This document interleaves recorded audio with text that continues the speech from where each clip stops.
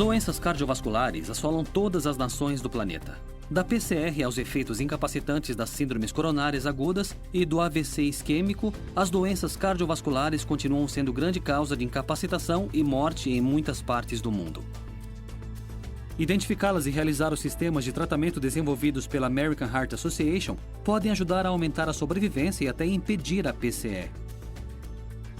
Você exerce um papel fundamental na prestação de cuidados cardiovasculares de alta qualidade. O que você aprende pode salvar vidas.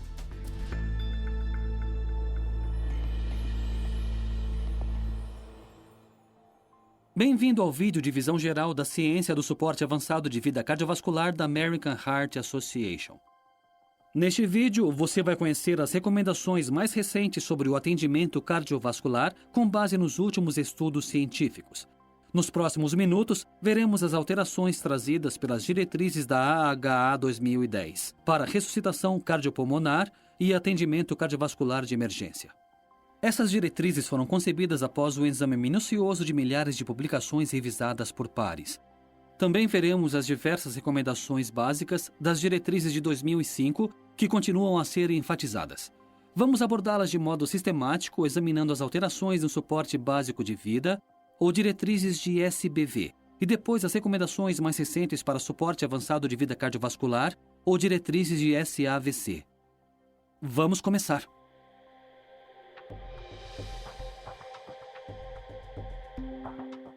As etapas da avaliação do suporte básico de vida para profissionais de saúde mudaram. Em vez das conhecidas etapas A, B, C, D, nas quais a desobstrução da via aérea e as ventilações vinham antes das compressões, agora as compressões torácicas têm prioridade em pacientes de parada cardiorrespiratória que não respondem.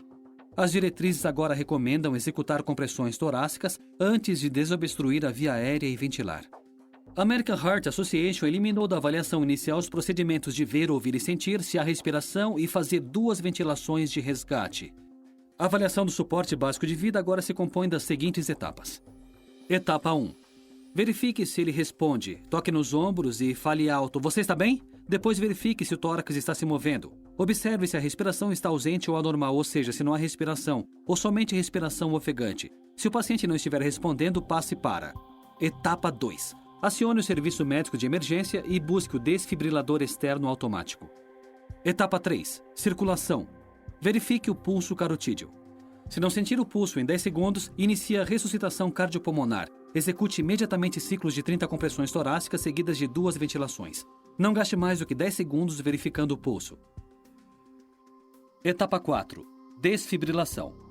Aplique o desfibrilador externo automático quanto antes e, se indicado, administre um choque. Porém, se você determinar que o paciente não está respirando normalmente, mas tiver pulso, deixe as compressões de lado e dê suporte ao paciente com ventilação de resgate. Uma ventilação a cada 5 ou 6 segundos. Por que foi necessário alterar essas etapas tão conhecidas? Quando um adulto com parada cardiorrespiratória tem fibrilação ventricular ou taquicardia ventricular sem pulso, o coração tremula, mas não bombeia o sangue direito para os órgãos vitais. Esses pacientes terão uma chance muito maior de sobreviver se receberem compressões torácicas imediatamente e desfibrilação precoce. A sequência ABCD muitas vezes retardava as compressões torácicas para o profissional tentar abrir a via aérea e ventilar. Com a alteração da sequência e executando as compressões primeiro, mais pacientes podem obter o retorno da circulação espontânea, ou RCE. Há casos, porém, em que o profissional de saúde deve adaptar a sequência de ações de resgate à causa mais provável da parada. Isto vale para casos de afogamento ou outros casos nos quais a causa provável da parada cardiorrespiratória é a hipóxia. A American Heart Association continua enfatizando expressamente a RCP de alta qualidade nas diretrizes 2010.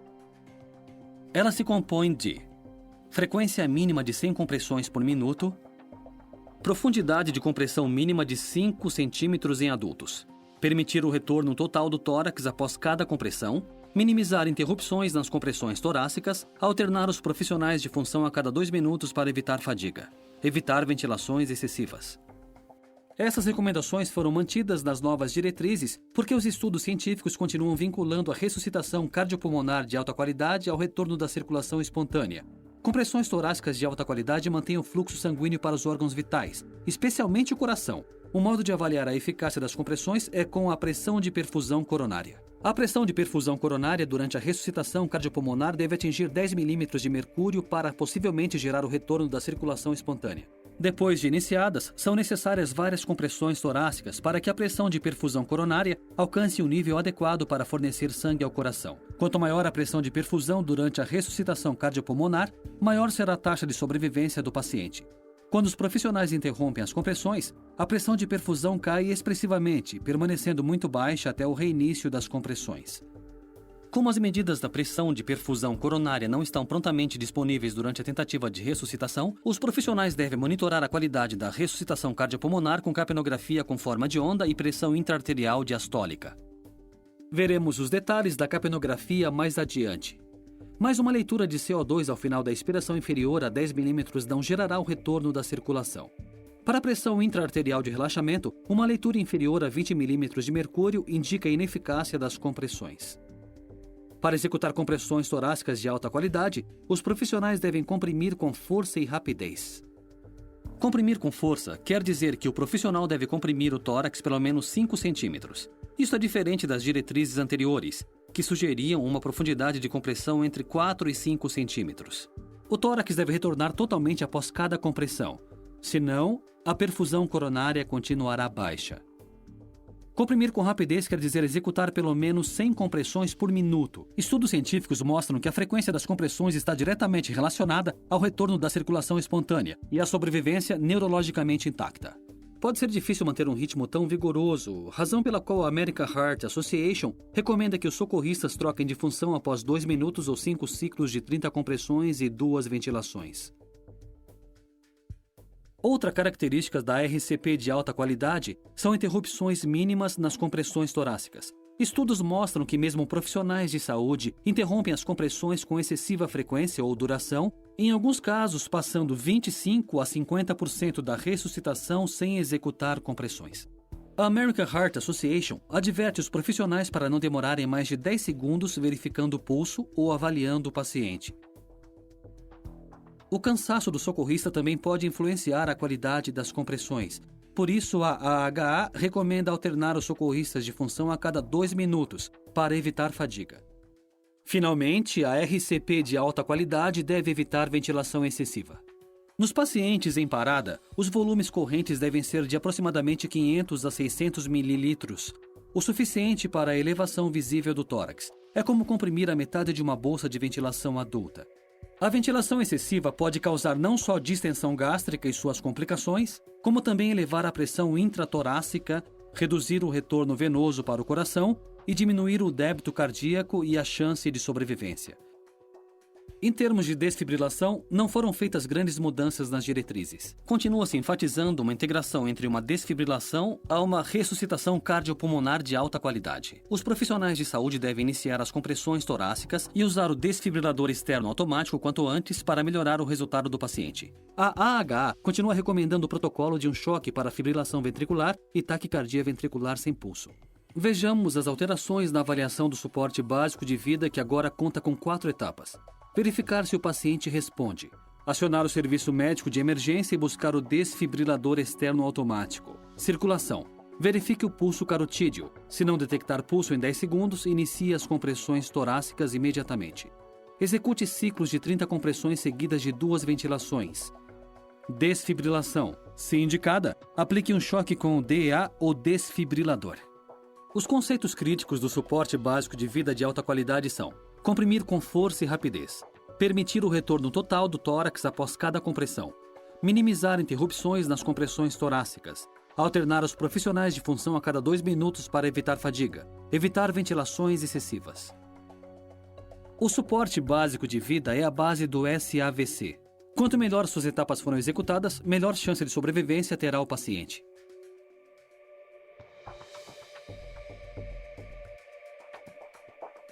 As alterações nas diretrizes do suporte avançado de vida cardiovascular se dividem em 4 categorias.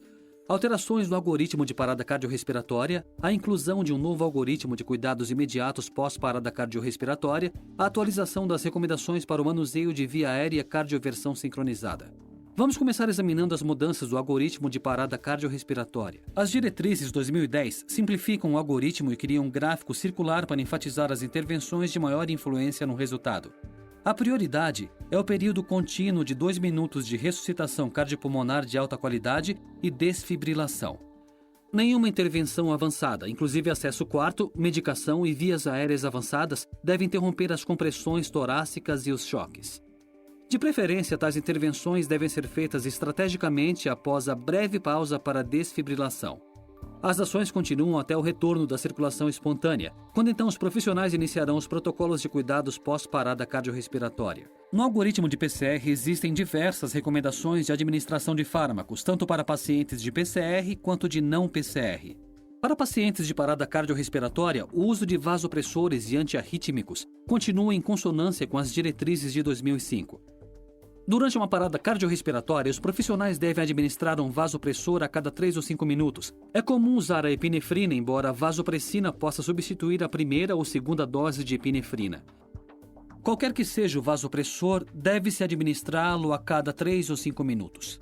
Os profissionais de suporte avançado de vida cardiovascular devem administrar a amiodarona para fibrilação ventricular e taquicardia ventricular retratária. A American Heart Association, porém, não recomenda mais atropina para uso de rotina do tratamento da atividade elétrica sem pulso ou assistolia.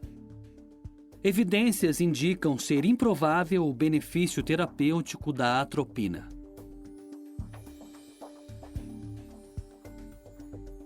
Se a origem da taquicardia de complexo largo regular e monomórfica for conhecida, os profissionais de suporte avançado de vida cardiovascular poderão usar a adenosina no tratamento e no diagnóstico iniciais. Mas para taquicardias de complexo largo irregulares, não se deve usar a adenosina, pois ela pode causar degeneração no ritmo para a fibrilação ventricular. Para a bradicardia sintomática, a atropina é o tratamento de primeira linha para todos os tipos de bradicardia sintomática. A American Heart Association agora recomenda infusão endovenosa de agentes cronotrópicos como alternativa igualmente eficaz à estimulação externa transcutânea quando a atropina for ineficaz. Embora as recomendações de desfibrilação não tenham mudado, há novas recomendações para a cardioversão sincronizada. Para a fibrilação auricular atrial instável, as diretrizes recomendam que a carga de energia bifásica inicial seja de 120 a 200 joules. Para a taquicardia supraventricular instável, ou flutter auricular atrial instável, as diretrizes recomendam que a carga de energia bifásica inicial seja de 50 a 100 joules. A cardioversão com formas de onda monofásicas deve começar com 200 joules e se intensificar gradativamente se ineficaz. As diretrizes também recomendam a cardioversão para taquicardia ventricular monomórfica instável, com carga de energia bifásica ou monofásica inicial de 100 joules. Se não houver resposta ao primeiro choque, será conveniente intensificar a carga gradativamente. A AHA fornece uma faixa de carga de energia bifásica por causa das diferenças nas recomendações dos fabricantes. Se o choque inicial falhar, os profissionais devem aumentar a carga gradativamente. O retorno da circulação espontânea, ou RCE, não é mais o fim do protocolo da parada cardiorrespiratória. Cada vez mais os estudos científicos concluem que as taxas de sobrevivência melhoram expressivamente com o sistema abrangente de cuidados pós-PCR. Por isso, a American Heart Association elaborou o algoritmo de cuidados imediatos pós-parada cardiorrespiratória. Esse algoritmo ajuda os sistemas de serviço médico de emergência e os centros médicos a oferecer um sistema de tratamento estruturado e integrado aos pacientes que conseguem o RCE. As metas do novo algoritmo são: orientar o pessoal pré-hospitalar no transporte do paciente extra-hospitalar até uma instituição apropriada com cuidados pós-parada cardiorrespiratória. Orientar o pessoal do hospital no transporte do paciente para uma UTI com capacidade de oferecer cuidados pós-parada cardiorrespiratória. Identificar e tratar as causas da parada e prevenir a recorrência. Otimizar a função cardiopulmonar e a perfusão dos órgãos vitais, especialmente o cérebro e o coração. Outros objetivos dos cuidados imediatos pós-parada cardiorrespiratória são: considerar a hipotermia para otimizar a sobrevivência e a recuperação neurológica. Identificar e tratar síndromes coronárias agudas. Reduzir o risco de falência múltipla de órgãos. Coletar dados para avaliar a recuperação e oferecer serviços de reabilitação aos sobreviventes, se necessário. Lesão cerebral e instabilidade cardiovascular podem indicar se o paciente poderá sobreviver após a parada cardiorrespiratória. A hipotermia terapêutica é a única intervenção que comprovadamente melhora a recuperação neurológica. Por isso, os profissionais devem considerar a hipotermia para todo paciente comatoso após o RCE e, em particular, para pacientes com parada cardiorrespiratória extra-hospitalar com ritmo de fibrilação ventricular. Vários estudos mostram bons resultados para pacientes cujos corpos foram resfriados a uma temperatura de 32 a 34 graus Celsius por um período de 12 a 24 horas. Um estudo acompanhou pacientes com parada cardiorrespiratória comatosos à entrada no hospital e que receberam tratamento de hipotermia. Em 3 estudos separados, de 20 a 50% dos pacientes apresentaram boa função neurológica até um ano mais tarde. Não se deve atrasar a terapia de reperfusão para pacientes com infarto do miocárdio com supradesnivelamento do segmento ST ou IAMST durante os cuidados pós-parada cardiorrespiratória. É seguro combinar intervenção coronária percutânea ou ICP e hipotermia pós-parada cardiorrespiratória. O transporte rápido para o laboratório de hemodinâmica continua sendo foco para pacientes com IAMST. As ações críticas dos cuidados pós-parada cardiorrespiratória são: otimizar a hemodinâmica e a saturação do oxigênio arterial, monitorar a posição da via aérea e o estado da ventilação com capnografia quantitativa com forma de onda em pacientes entubados, obter um eletrocardiograma de 12 derivações e induzir a hipotermia terapêutica. A próxima categoria de alteração diz respeito ao manuseio da via aérea. A American Heart Association incorporou várias recomendações novas nas diretrizes de 2010. A primeira é a capnografia quantitativa com forma de onda. A capnografia monitora o volume de dióxido de carbono exalado pelo paciente. É o indicador mais confiável da posição do tubo endotraqueal durante uma parada cardiorrespiratória. Também serve como monitor fisiológico por fornecer informações sobre a eficácia das compressões torácicas, o retorno da circulação espontânea e perfusão coronária adequada. As diretrizes recomendam usar capnografia com forma de onda para verificar a posição do tubo endotraqueal. Os estudos científicos ainda não corroboraram a capnografia com forma de onda como método de confirmação da posição correta de outras vias aéreas avançadas. Contudo, a ventilação eficaz por meio de tais dispositivos deve produzir uma forma de onda capnográfica. Uma forma de onda normal de CO2 tem o seguinte aspecto: quando expiramos, o dióxido de carbono sai dos pulmões. A medição do volume de dióxido de carbono pode ser representada por uma forma de onda na qual o nível de CO2 sobe quando expiramos e cai a zero quando inspiramos. Os profissionais podem usar a capnografia com forma de onda para monitorar a qualidade da ressuscitação cardiopulmonar e detectar o RCE. Compressões torácicas ineficazes produzirão uma baixa leitura de CO2 ao final da expiração, ainda que os profissionais ventilem bem o paciente, pois o fluxo sanguíneo para os pulmões estará deficiente. Por outro lado, o retorno da circulação espontânea pode causar uma elevação súbita no CO2. Outras recomendações relativas ao manuseio de via aérea do paciente durante uma parada cardiorrespiratória são: pressão cricoide. Não use a pressão cricoide rotineiramente durante uma parada cardiorrespiratória. Estudos mostram que essa técnica é difícil de dominar e pode não ser eficaz na prevenção de aspiração. Também pode retardar ou impedir a inserção de uma via aérea avançada. Gasping não são respirações eficazes e não devem ser confundidos com a respiração normal. Não identificar os gasping pode retardar intervenções importantes para salvar o paciente.